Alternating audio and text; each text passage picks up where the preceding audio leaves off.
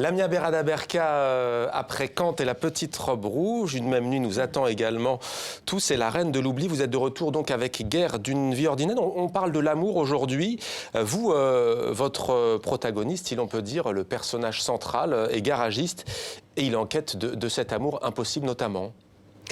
Oui, alors garagiste, c'est beaucoup dire. En fait, c'est un jeune homme qui erre de petit boulot en petit boulot. C'est un précaire, et j'ai envie de dire même finalement que cette précarité, elle s'étend effectivement à l'amour également, puisqu'il est en recherche d'amour, il est en désir d'amour. C'est ce désir-là que j'ai plutôt eu envie d'aller explorer, plutôt que plutôt la poursuite en fait de l'amour que l'aboutissement, parce qu'effectivement il se heurte aux tabous, aux interdits d'une société. Aux questions existentielles aussi. À des questions existentielles, et je crois que dans cette quête d'amour, finalement la vieille, qui est un des personnages du roman avec lequel il forme une sorte d'alliance et qui est également une espèce de mère de substitution, résume parfaitement finalement cette quête en lui disant très concrètement que l'amour est le plus beau des mensonges, mais que personne ne peut s'en passer.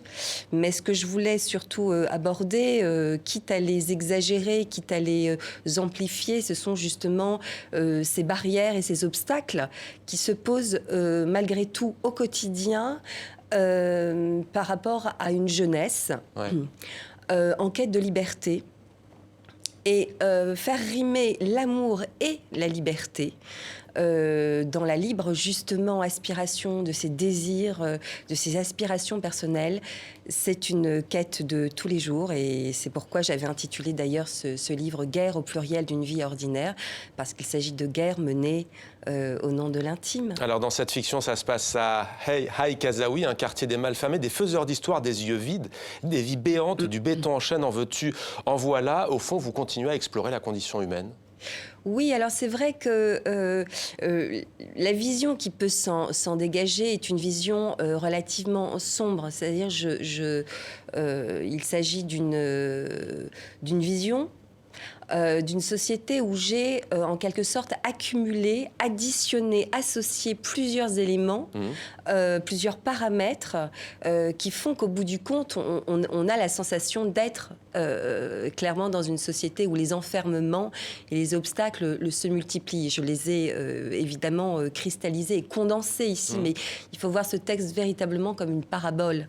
Il faut le voir effectivement comme une parabole sur la condition des individus, c'est-à-dire ce qui m'intéresse profondément, c'est la place de l'individu au cœur d'une société lorsque celle-ci ne lui reconnaît pas le droit à la différence, ainsi que le droit à exprimer librement ses désirs et ses rêves.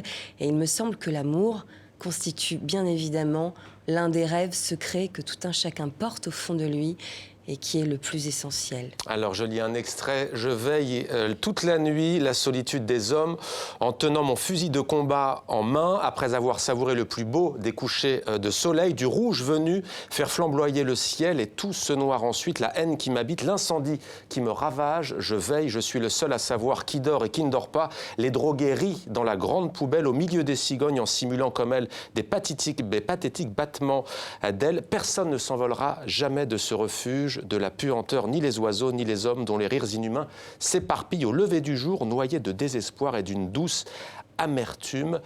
Juste une question, vous avez choisi un homme, on va le voir dans quelques instants avec Maïssa Bey, qui, elle, relate le récit d'une jeune femme algérienne, qui, elle aussi, est en quête de liberté. Pourquoi un homme? On a parfois tendance à oublier, peut-être de ce côté-ci de la Méditerranée, le combat aussi de ces hommes contre un environnement qui les opprime.